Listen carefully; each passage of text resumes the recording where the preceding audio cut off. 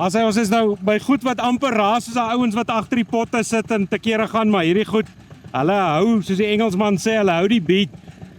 Musiek, ja. Oom, dit is nou wat enige plaasseun of iemand wat al vir oupa en ouma gekuier het op die plaas behoort daarom een van hierdie groen engines te ken. Vertel vir ons 'n bietjie, wat is dit en wat doen oom hulle hier? Die Lusters is amper ek wil sê die mees algemeenste masjien van die ou tyd. Daarna het jy Woolseys gekry, ek het 'n Woolseys 2 hierso. Maar wat interessant is hierdie jaar is dit is die 100ste verjaarsdag van Luster D's. Daar's onder by Bainsfield is daar 'n byeenkoms waar hulle gaan kyk of hoeveel van hulle bymekaar kry. Dis nie die helfte van ons ouens is hier vandag hier nie. Want dit is hulle probeer meer as 100 kry. Wel, ek dink dit gaan maklik wees want net vandag hier is daar 6. Oom, ek sien hierdie Luster, dis nou hoe die meeste van ons hom ken. Hy's aan 'n waterpomp gekoppel en hy het gesorg dat daar water in die tank is of dat daar water in die dam vir die vee is. Ja. Maar dit is nie net gebruik op die plaas vir water nie, hy is mos nog gebruik om enige ding aan te dryf. Enige ding wat in die verlede met dit aangedryf is, word vandag met elektries aangedryf. So hulle wil gebruik vir melkerye, vir al daai rooi ene wat daar so staan, is International. Hulle was baie gewild in die melkerye om die koelers en goeders te maak dat dit koud bly. Maar Lusters het dit ook gedoen en selfs die Woolseys het hulle dit ook gedoen. Dan het hulle hout gekap met hulle het ertappels uitgehaal.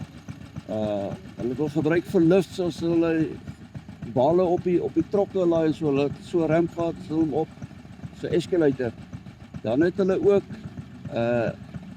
dit gebruik vir mieliesmaal en allerlei maal toerusting, dan verligte ook.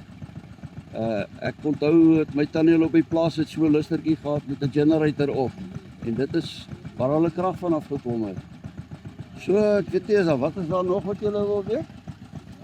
Oom, ja, ek vertel nou nogal van my kinder daar en die oom wat daarso wys 'n bietjie die man wat daar die beld op sit terwyl daai motor aan die gang is daarso. Die oom met die lekker baar daar, vertel my nou juis. Ek sê een van my kinder herinneringe is jy daarom nie daai slinger gou genoeg uitgetrek het nie, dan hy jou 'n bietjie wakker gemaak, maar ek hoor nou daar's blykbaar 'n verskil tussen 'n petrol en 'n diesel. Ek nie eens geweet jy kry petrol Lusters nie. Ja, al hierdie is Lusters is petrol wat hier is. Jou diesel Lusters is groter engines en behalwe die aircools, hulle is weer kleintjies gewees. Maar hierdie was almal eintlik petrol parafin gewees. Maar ons loop al net op petrol want parafin, jy kry nie meer daai soort parafin nie wat 'n kragparafin genoem was.